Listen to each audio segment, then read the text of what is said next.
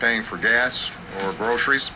So our job in Washington isn't to sit back and do nothing, and it's certainly not to stand in the way of the recovery. Right now we've got to do everything we can to speed it up. Now Congress did the right thing when they passed part of my jobs plan and prevented a tax hike on 160 million working Americans this year, and that was a good first step. But it's not enough. They can't just stop there and wait for the next election to come around. There are a few things they can do right now that could make a real difference in people's lives.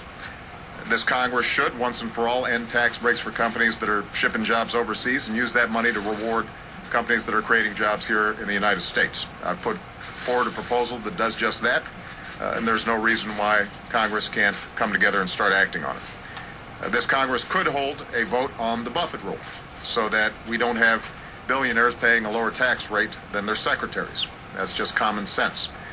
The vast majority of Americans believe it's common sense, and if we're serious about paying down our deficit, it's as good a place to start as any.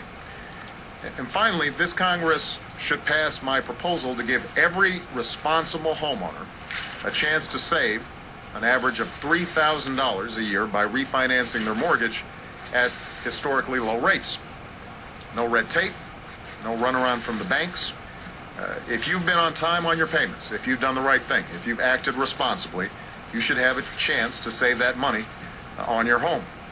Perhaps to build up your equity or just have more money in your pocket that you can spend on businesses in your community. That would make a huge difference for millions of American families. Now, if Congress refuses to act, I've said that I'll continue to do everything in my power to act without them. Last fall, we announced an initiative that allows millions of responsible homeowners to refinance at low interest rates. Today, we're taking it a step further. We are cutting by more than half the refinancing fees that families pay for loans insured by the Federal Housing Administration. That's going to save the typical family in that situation an extra $1,000 a year on top of the savings that they'd also receive from refinancing. That would make refinancing even more attractive to more families. It's like another tax cut that'll put more money in people's pockets. We're going to do this on our own. We don't need congressional authorization to do it. We're also taking a series of steps to help homeowners who have served our country. It is unconscionable that members of our armed forces and their families have been some of those who have been most susceptible to losing their homes due to the actions of unscrupulous banks and mortgage lenders. Over the last few years, that happened a lot. So as part of the landmark settlement we reached with some of the nation's largest banks a few weeks ago, here's what we're going to do. If you are a member of the armed forces whose home was wrongfully foreclosed, you will be substantially compensated for what the bank did to you and your family.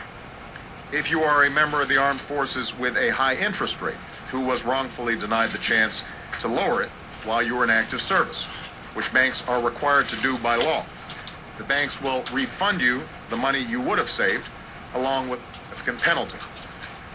The settlement will make sure that you aren't forced into foreclosure just because you have a permanent change in station, but can't sell your home because you owe more than it's worth. Some of the money will also go into a fund that guarantees loans on favorable terms to our veterans. And there will be more foreclosure protections for every man and woman who is currently serving this country in harm's way. As I said before, no amount of money is going to be enough to make it right for a family who has had their piece of the American dream wrongfully taken away from them. And no action, no matter how meaningful, will entirely heal our housing market on its own. This is not something the government by itself can solve. But I'm not one of those people who believe that we should just sit by and wait for the housing market to hit bottom. There are real things that we can do right now that would make a substantial difference in the lives of innocent, responsible homeowners. That's true in housing, and that's true in any number of different areas when it comes to ensuring that this recovery touches as many lives as possible. That's going to be my top priority as long as I hold this office, and I will do everything I can to make that progress. So with that, I'm going to take some questions, and I will start with Mike Vicara. Yes, sir. On the Middle East and as it relates to American politics, a little less than a year ago, Muammar Gaddafi gave a speech and he said he was going to send his forces to Benghazi. He was going to rout opponents from their bedrooms and he was going to shoot them.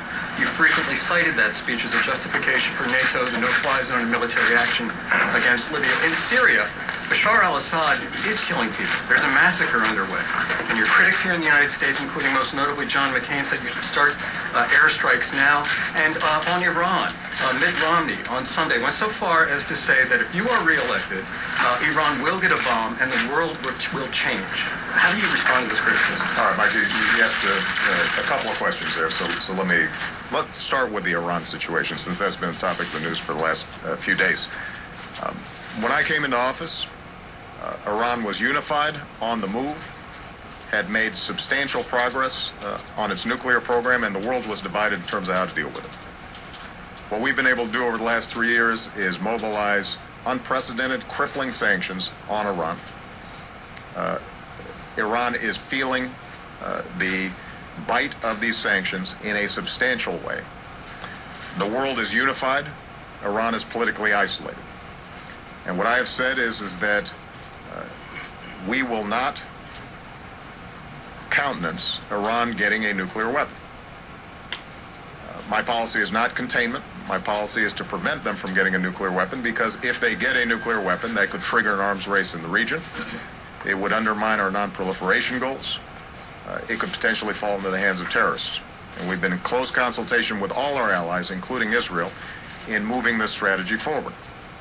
At this stage, it is my belief that we have a window of opportunity where this can still be resolved diplomatically.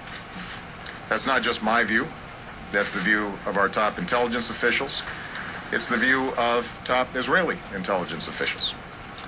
And as a consequence, we are going to continue to apply the pressure, even as we provide a door for the Iranian regime to walk through where they could rejoin the community of nations by giving assurances to the international community that they're meeting their obligations and they are not pursuing a nuclear weapon.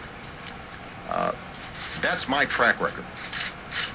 Now, what's said on the campaign trail, those folks don't have a lot of responsibilities. They're not commander-in-chief. And when I see the casualness with which some of these folks talk about war, I'm reminded of the costs involved in war. I'm reminded of the decision that I have to make in terms of sending our young men and women into battle, and the impacts that has on their lives, the impact it has on our national security, the impact it has on our economy.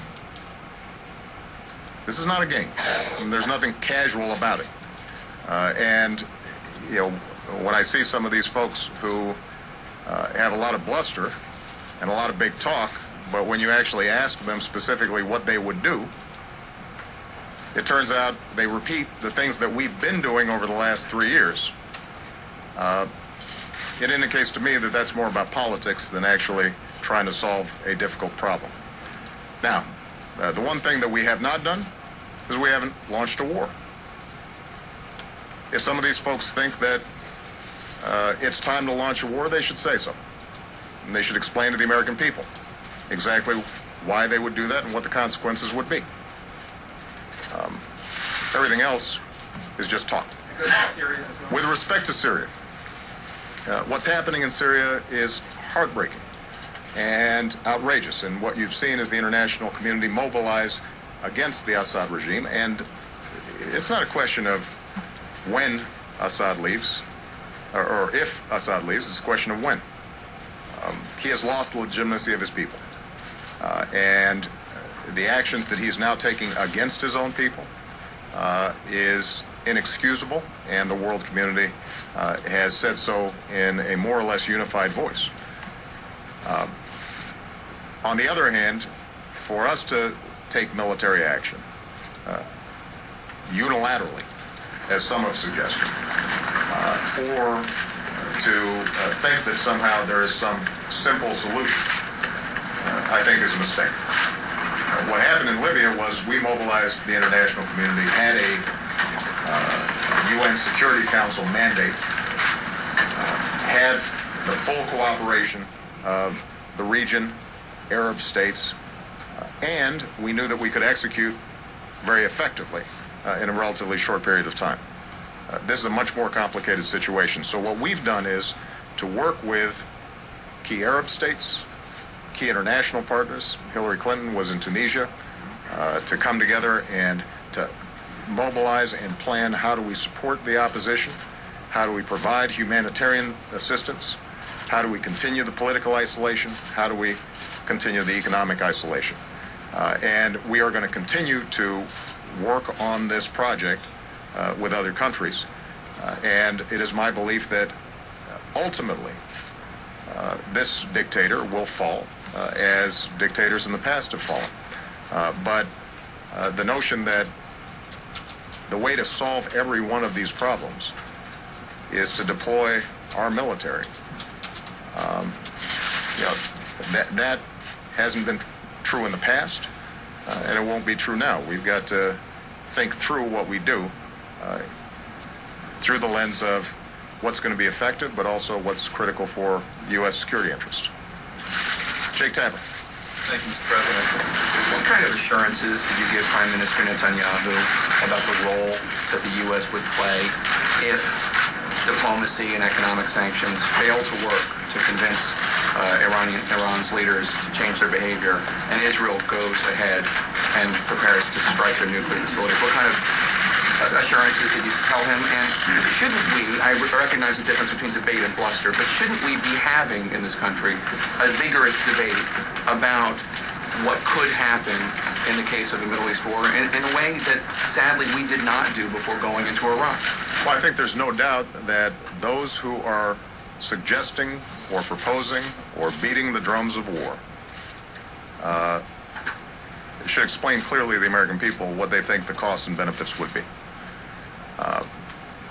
I'm not one of those people, because what I've said is that we have a window through which we can resolve this issue peacefully.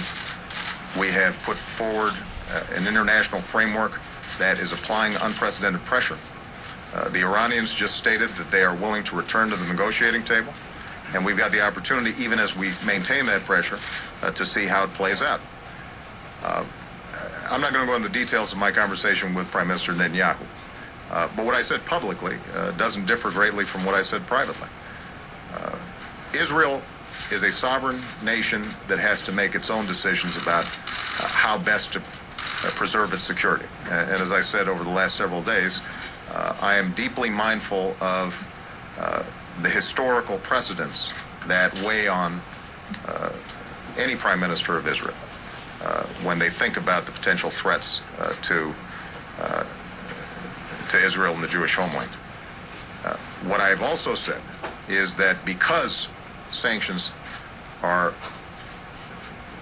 starting to have significant effect inside of Iran, and that's not just my assessment, that's, I think, a uniform assessment, because the sanctions are going to be even tougher in the coming months, because they're now starting to affect their oil industry, their central bank, and because we're now seeing noises about them returning to the negotiating table, that it is deeply in everybody's interests, the United States, Israel, and the world's, to see if this can be resolved in a peaceful fashion.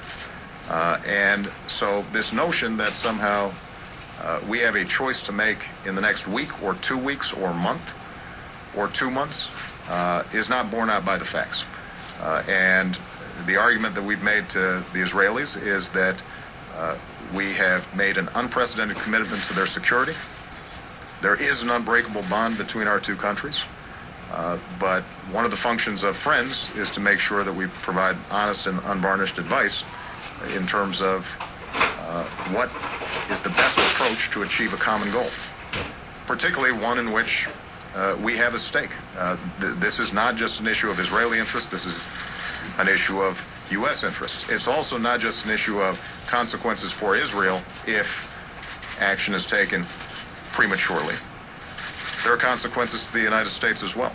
And so I do think that any time we consider military action that the American people understand there's going to be a price to pay.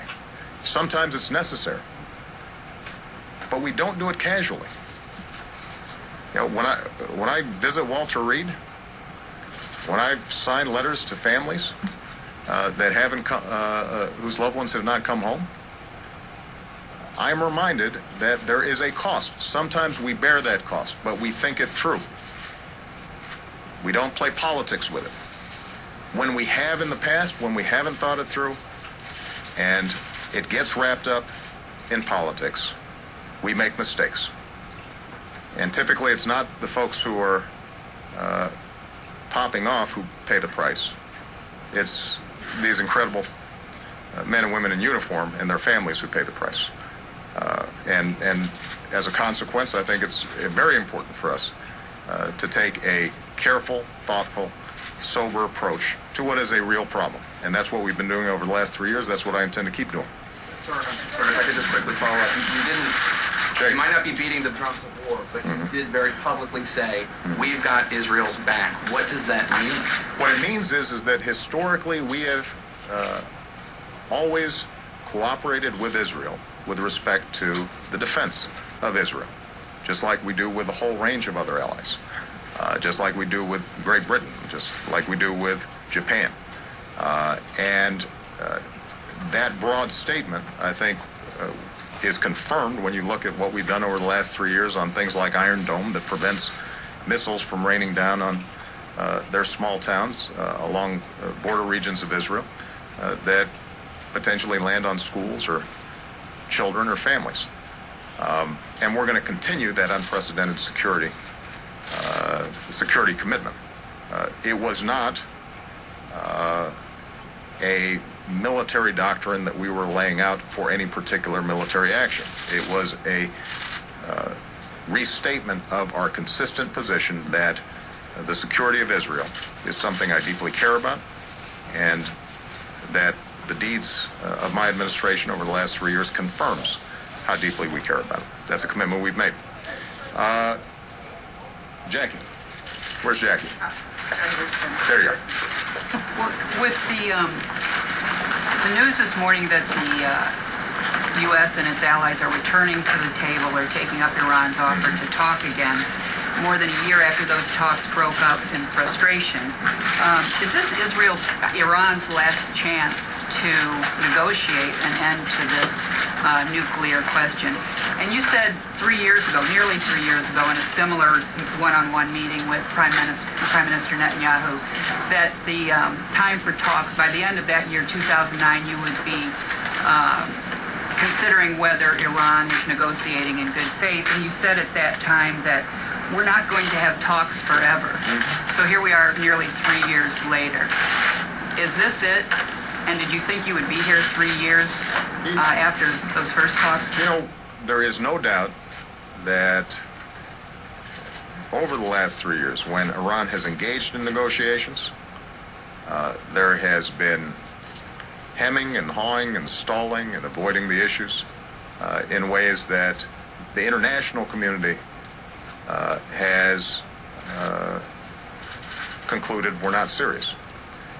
And my expectations, given the consequences of inaction for them, the severe sanctions that are now being applied, the huge toll it's taking on their economy, the degree of isolation that they're feeling right now, which is unprecedented, they understand that the world community means business. To resolve this issue will require Iran to come to the table and discuss in a clear and forthright way how to prove to the international community that the intentions of their nuclear program are peaceful. They know how to do that. This is not a mystery. And so it's going to be very important to make sure that on an issue like this, there are complexities. It obviously has to be methodical. I don't expect a breakthrough in a first meeting, but I think we will have a pretty good sense fairly quickly as to how serious they are about resolving the issue. And there are steps that they can take that would send a signal to the international community and that are verifiable, that would allow them to be in compliance with international norms, in compliance with international mandates, abiding by the Non-Proliferation Treaty, and provide the world an assurance that they're not pursuing a nuclear weapon. They know how to do it. And the question is going to be whether in these discussions they show themselves moving clearly in that direction. Ed Henry. Thank you, Mr. President. I wanted to follow up on Israel and Iran because you have said repeatedly you have Israel's back. And so I wonder why 3 years in office you have not visited Israel as president. And related to Iran and Israel, you have expressed concern about this loose talk of war, as you call it, driving up gas prices further. Your critics will say on Capitol Hill that you want gas prices to go higher because you have said before that will wean the American people off fossil fuels onto renewable fuels. How do you respond to that? Ed, just from a political perspective, do you think the President of the United States going into re-election wants gas prices to go up higher? Is there anybody here who thinks that makes a lot of sense? Look, here's the bottom line with respect to gas prices. I want gas prices lower because they hurt families. Because I meet folks every day who have to drive a long way to get to work, and them filling up this gas tank gets more and more painful, and it's a tax out of their pocketbooks, out of their paychecks.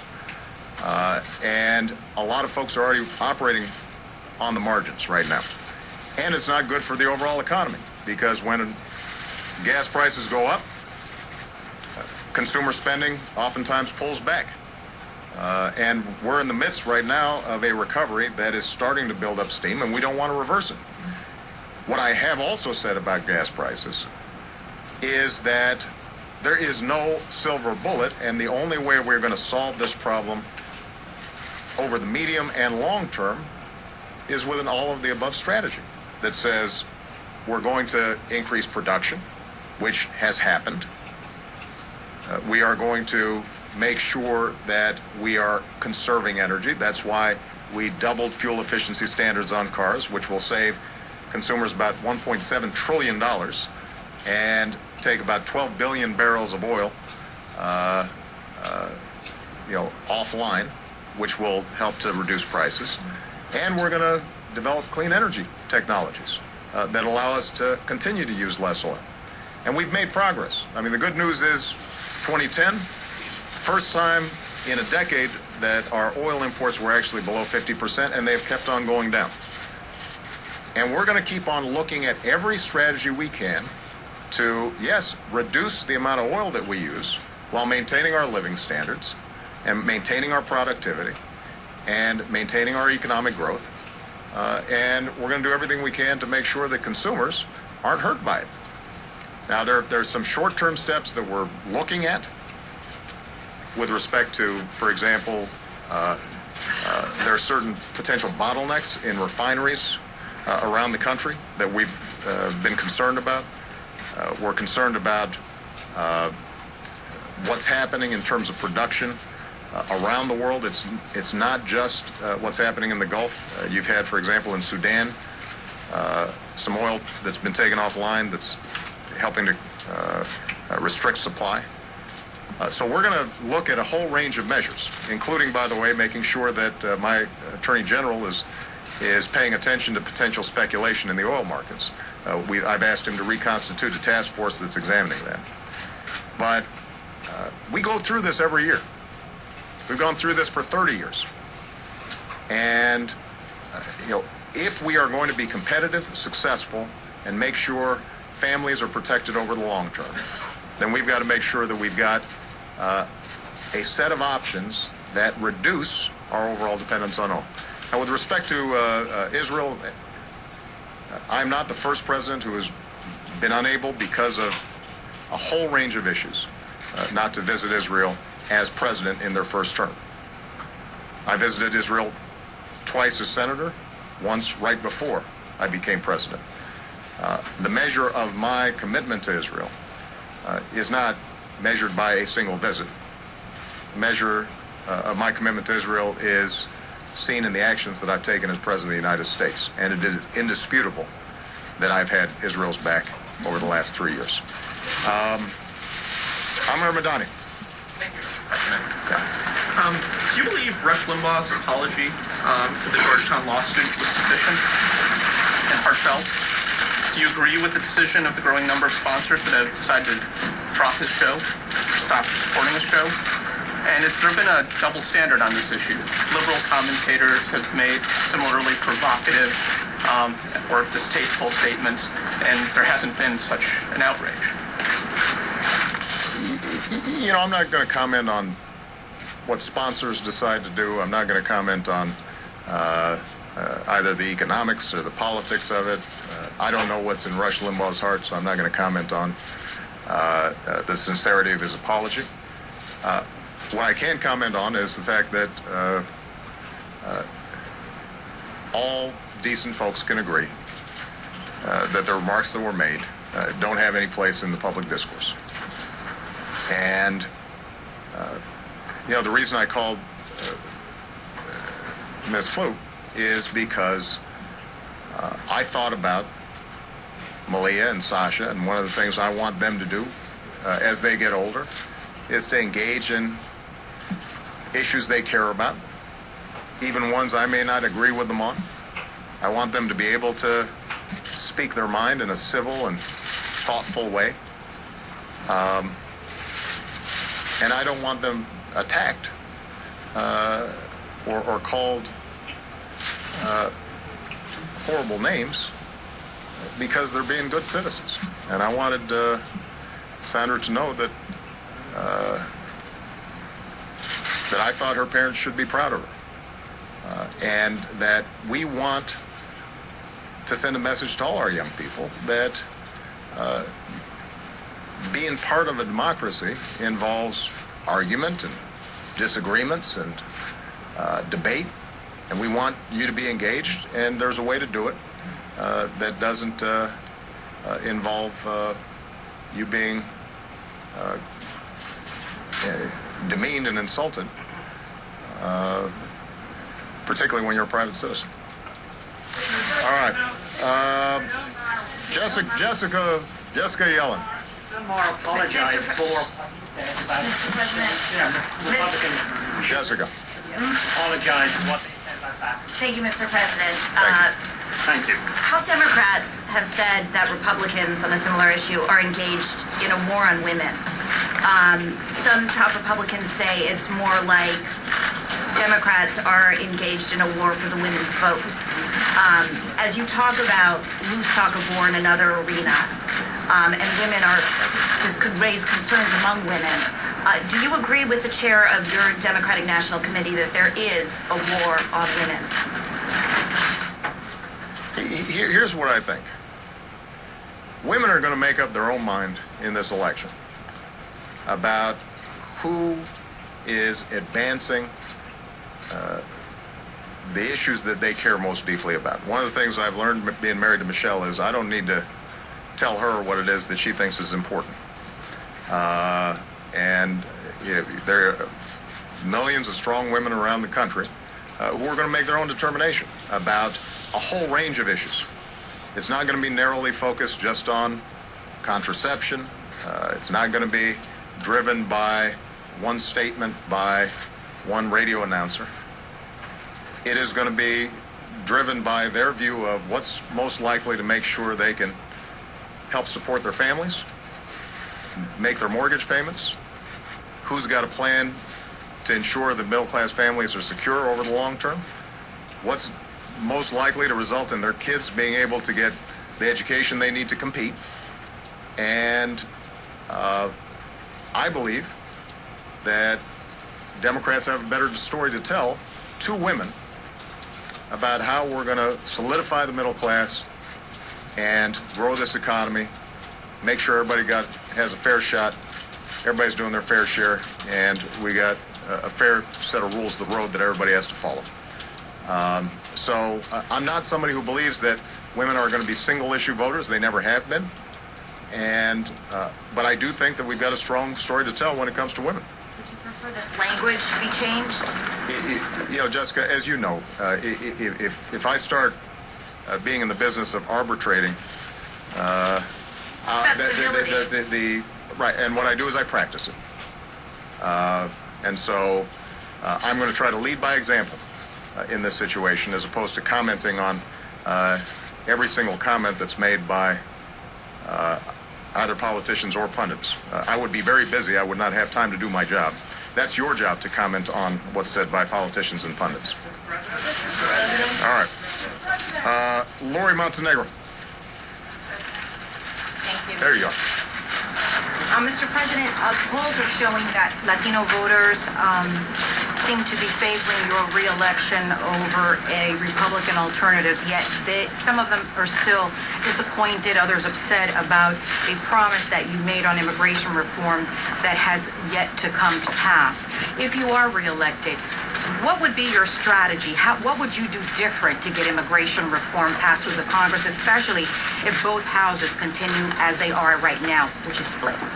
Well, first of all, just substantively, every American should want immigration reform. We got a system that's broken. We've got a system in which you have millions of families here in this country who are living in the shadows, worried about deportation. You've got American workers that are being undercut because those undocumented workers can be hired, and the minimum wage laws may not be observed, overtime laws may not be observed. You've got incredibly talented people who want to start businesses in this country or to work in this country, and we should want those folks here in the United States. But right now, the legal immigration system is so tangled up that it becomes very difficult for them to put down roots here. So we can be a nation of laws and a nation of immigrants. And it is not just a Hispanic issue. This is an issue for everybody. This is an American issue that we need to fix. Now, when I came into office, I said, I am going to push to get this done. We didn't get it done. And the reason we haven't gotten it done is because what used to be a bipartisan agreement that we should fix this ended up becoming a partisan issue. I give a lot of credit to my predecessor, George Bush, and his political advisors who said, this should not be just something the Democrats support. The Republican Party is invested in this as well. That was good advice then. It would be good advice now. And my hope is that after this election, the Latino community will have sent a strong message that they want a bipartisan effort to pass comprehensive immigration reform that involves making sure we've got tough border security. And this administration has done more for border security than just about anybody. That we are making sure that companies aren't able to take advantage of undocumented workers.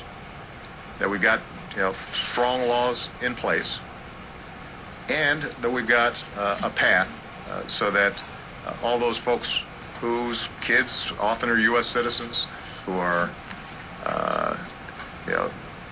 working with us, living with us, and in our communities, and not breaking the law, and trying to do their best to raise their families, that they've got a chance to be a fuller part of our community. So, what do I think will change? Well, what I will do, look, we're going to be putting forward, as we have done before, a framework, a proposal, legislation that can move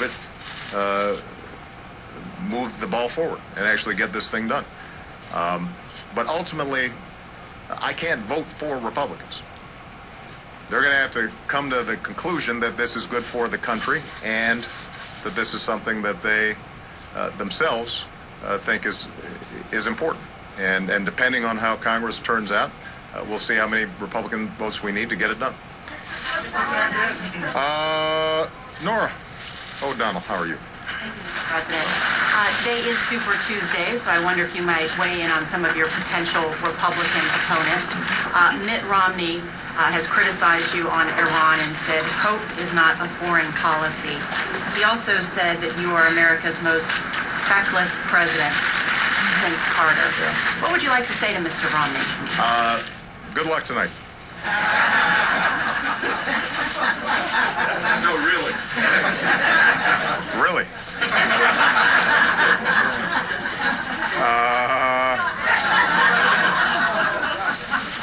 Lynn, since you've been hollering and you're from my hometown, make it a good one. My question is about the switch of the G8 summit from Chicago to Camp David. A reason given from the White House is that now you wanted a more intimate summit. People in Chicago would like to know what you know now that you did not know when you booked hometown Chicago for the G8 that led to the switch, and what role did security threats possibly play in the decision? Well, keep in mind, Lynn, we're still going to be showing up with a whole bunch of world leaders. We've got this NATO summit.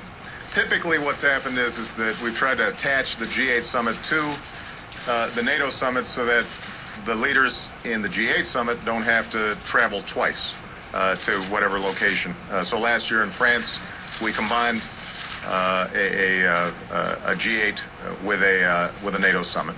We'll do so again. I have to say this was an idea that was brought to me after the initial organizing of the NATO summit. Somebody pointed out that I hadn't had any of my counterparts who I've worked with now for 3 years up to Camp David. G8 tends to be a more informal setting in which we talk about a wide range of issues in a pretty intimate way. And the thinking was that people would enjoy being in a more casual backdrop. I think the weather should be good that time of year. It'll give me a chance to spend time with Mr. Putin, the new Russian president. And from there, we will then fly to Chicago. I always have confidence in Chicago being able to handle security issues. Whether it's Taste of Chicago or Lollapalooza or Bulls Championships, we know how to deal with a crowd. And I'm sure that your new mayor will be quite attentive to detail in making sure that everything goes off well. All right? Okay. Go ahead. Last one. Thank you. Last question. Thank you. Mr. President, just to continue on that, when the NATO leaders gather in Chicago in May, do you expect that they'll be able to agree on a transition strategy? And are you concerned at all that the Koran burning and the episodes that have followed since then threaten your ability to negotiate with partners? Well, keep in mind that the transition policy was in place and established at Lisbon. And we've been following that strategy that calls for us turning over increasing responsibility to Afghans and a full transition so that our combat role is over by the end of 2014. And our coalition partners have agreed to it. They are sticking with it. That continues to be the plan.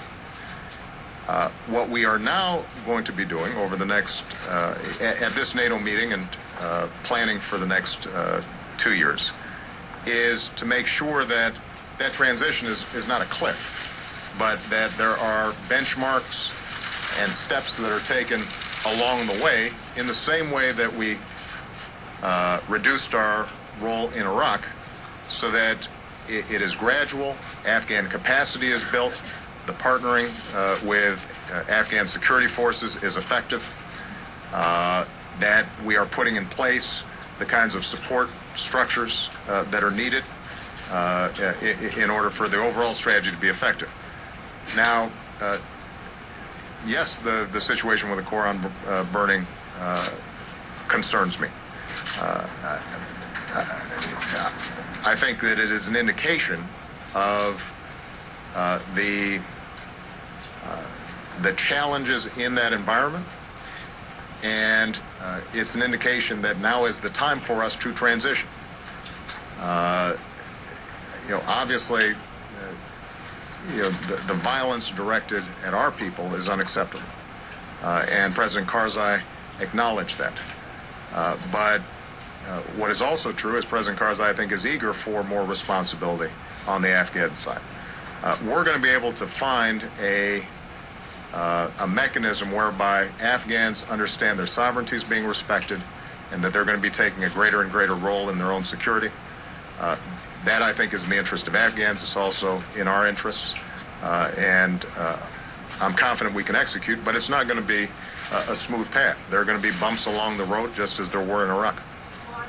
Along the road, or are you seeing a deterioration in the relationship based on the Koran burning itself, the violence that has followed, that inhibits your ability to work out things like how to hand off the detention center? No, none of this stuff is easy, and it never has been. And obviously, the most recent riots or protests against the Quran burning were tragic. But remember, this happened a while back when a pastor in Florida threatened to burn a Quran.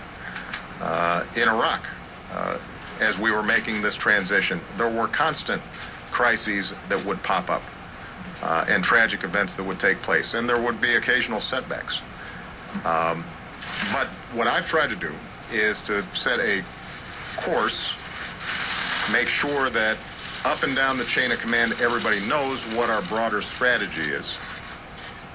And one of the incredible things about our military is that when they know what our objective is, what our goal is, regardless of the obstacles that they meet along the way, they get the job done.